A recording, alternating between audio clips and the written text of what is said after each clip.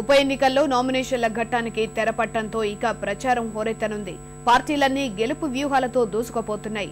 ఓట్లను చీల్చే స్వతంత్ర అభ్యర్థులపైన దృష్టి సారించిన పార్టీలు ఇందుకోసం పాలమూరు జిల్లాలో కీలక నేతలను రంగంలోకి దించేందుకు సన్నద్ధమయ్యాయి. మహబూబ్ నగర్ జిల్లాలో ఉప ఎన్నికల పోరు ఇవాల్టి నుంచి వేడెక్కనుంది.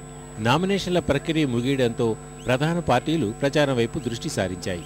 మరోవైపు భారీగా రంగంలోకి దిగి ప్రధాన పార్టీల ఓట్లకు గండికొట్టే అవకాశం ఉన్న స్వతంత్రులు, అసమ్మతి అభ్యర్థులపైన కన్నేశాయి. నామినేషన్ల ఉపసంహరణ గడువు మార్చి 3 వరకు ఉండటం వల్ల అప్పటి వరకు వేచి చూద్దామనే ధోరణిలో ఉన్నాయి.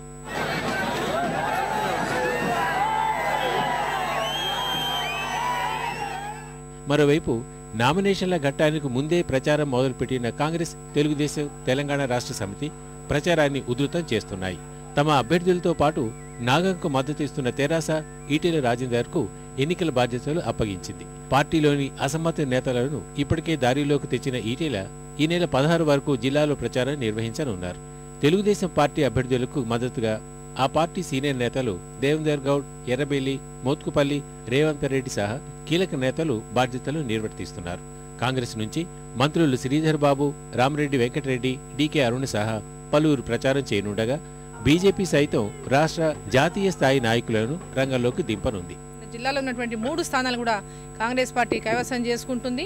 తెలంగాణ పార్టీ, టీఆర్ఎస్ పార్టీకి కానీ అదేవిధంగా ఇతర పార్టీలకు కానీ దీటైనటువంటి సమాధానం మరి మేము ఇచ్చేటటువంటి సభలలో వాటిలో మాట్లాడడం జరుగుతుంది. ఆ విషయాన్ని ప్రజల్లోకి తీసుకెళ్లడం జరుగుతుంది. ప్రత్యేకంగా ఈ ఎన్నిక తెలంగాణకు మళ్ళీ ఒకసారి బల నిరూపణ జరిగేటటువంటి ఒక ఎన్నిక. ఈ సందర్భంలో మహబూబ్ నగర్లో జాతీయ పార్టీ ద్వారా వస్తుంది, ఢిల్లీ పార్టీ ద్వారానే తెలంగాణ ఏర్పడుతుంది. గల్లీ పార్టీల ద్వారా తెలంగాణ రాదు. అందులో కాంగ్రెస్ ఇవ్వదు, బీజేపీ ఇస్తానని మాట ఇచ్చింది. ఉప ఎన్నికల ప్రచారానికి సీఎం కిరణ్ కుమార్ రెడ్డి, తెరాస అధినేత కేసీఆర్ షెడ్యూల్ ఖరారు కాగా చంద్రబాబు పర్యటన ఖరారు కావాల్సి ఉంది.